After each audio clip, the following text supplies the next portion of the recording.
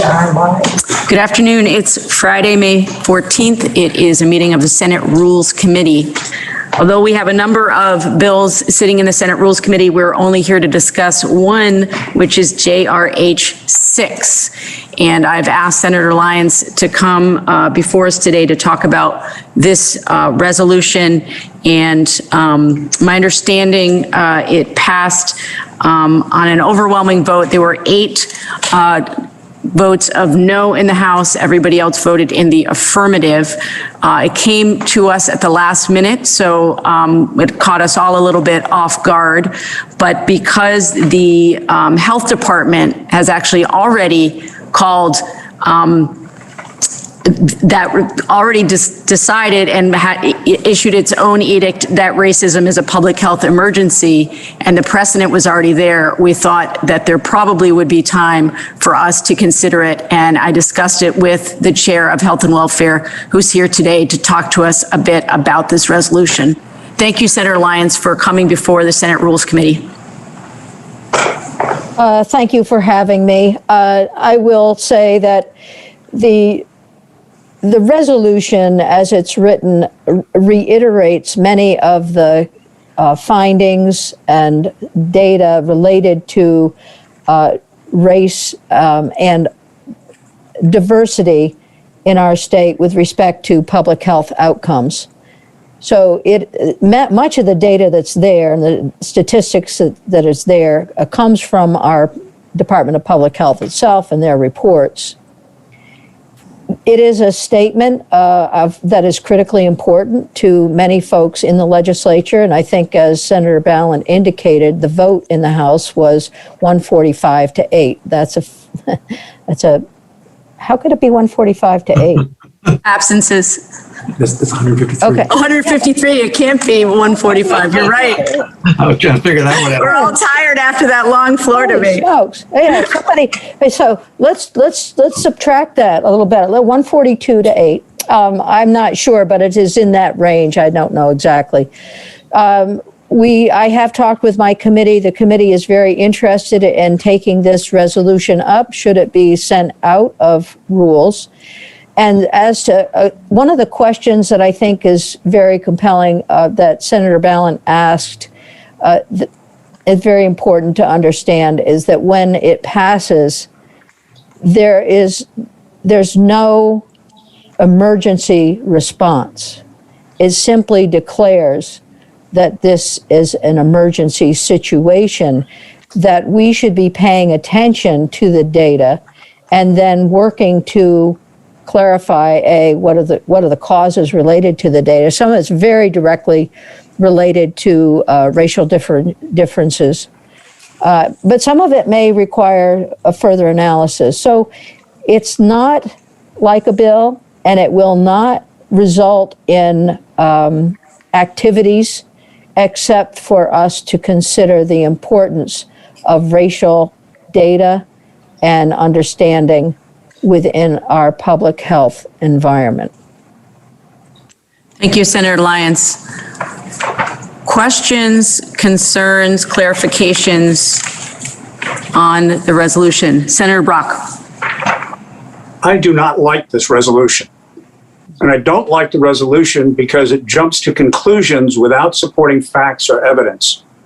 There is a clear issue that we have regarding disparities in outcomes that we can classify by race. And I think it is an emergency to deal with those, to solve those problems and to understand them better. But at the same time, the conclusion is that these are the result of systemic racism. And systemic racism is a conscious act on the one hand, and it also represents a statement that there exists certain practices or policies within government that makes these things systemic without any evidence to support that. And the point that I would make is correlation and causation are two very different things. If this resolution were worded to deal with the issue that we have and the fact that there are outcomes that affect different parts of our population differently, and we need to do everything we can to resolve those problems, I'd be 100% in support. But this is a resolution in which the findings are accusatory in nature, without substance, without evidence, without testimony, and without fact. And for that reason, I can't support it as written. Thank you, Senator Brock. Any other questions for the chair? Clarifications people would like? So what Senator Mazza. are we what are we trying to do today? Either release this for continuation? Thank you, Senator Mazza, for the clarification. The Chair of Health and Welfare is interested in having the bill released. My understanding is she believes that, given the testimony that's already been taken in the House, she believes that, I think she said 2 hours of testimony in her committee would allow them to take up the resolution and get it moved out of her committee. Do you have questions for Senator Lyons regarding testimony or path of this resolution, Senator Mazza? Would will you take testimony to address some of the concerns that Senator Brock has brought up, or how would this work? Senator Brock, or maybe he could answer this. I don't know how. Sooner or later, we have to discuss it. So is it just the time to do it? I think we should discuss it, and there's no question about it. My only question really is whether or not the Health and Welfare Committee would, A, have time to discuss it adequately, and if there were wording changes, and I think there could very well be wording changes that would make me very comfortable with this bill, with this resolution, is there time to do that? Or are we faced with a time constraint that is such that it will either pass as is or not pass at all? Senator Lyons, could you guarantee or assure Senator Brock that that would happen before you release the bill? I can't guarantee language changes, but I can certainly, with the folks that we're inviting in to testify, would certainly be able to address the question around systemic racism. And obviously, maybe it's not obvious, but we have heard from folks like Susanna Davis and others who have spoken very clearly to systemic racism as a public health issue. But we will look at that again as we have folks come in to testify. Going anywhere. Thank you, Senator Lyons. Senator Brock, is that enough to continue discussion, or do you think? Well, I think it's maybe if the only people that they're going to invite in are advocates for the bill, I'm not sure that anything's going to change. Senator Lyons, do you want to respond? We're inviting in people with a background who will be able to inform us about the validity of the resolution itself. So the Department of Health, the Racial Justice Alliance, the Human Rights Commission, and others. And I would imagine, Senator Brock, that also as part of the, excuse me, the testimony would be the question is, why has the Vermont Department of Health also released a similar statement earlier this year? I think that will get to your point. What data are they looking at? Well, the issue is not just the data, it's the interpretation and the conclusions drawn from the data. Understood. That's important. And so if we were to say, and ask a question of what specific acts of government represent systemic racism. What do we do that does that? Do we stop people from going to the doctor? Do we treat people differently because of the color of their skin when they're treated or when they're examined? Does some element of government act differently with a focus on racism or benign racism? What are the acts of systemic racism that we're talking about? We draw the conclusion, but we never talk about what. Senator Clarkson, did you have a hand up earlier? I apologize. You are muted. Oh my gosh. It's all right. We all do it. Can't wait for that t-shirt. And warmer days to wear the t-shirt on. Senator Brock, are you, if you are okay with their having this dialogue, and I would hope that you would testify in their committee and raise some of your concerns as they take testimony, are you okay with our releasing it from Senate rules?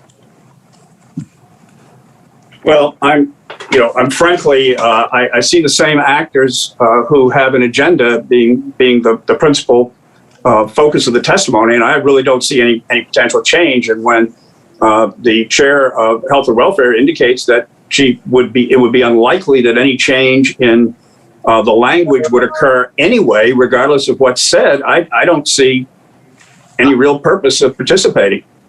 I didn't say I didn't see any likely change. I said I couldn't promise there would be a change. Oh, I'm sorry. That's certainly dependent upon the committee and its discussion. If anyone has spent any time in Senator Lyons' committee, you know she does her due diligence. So certainly, none of us want to make promises about language that will end up before we've really considered the bill. But I certainly take Senator Lyons at her word. I know it is difficult. Senator Hooker. Thank you, Madam Pro Tem.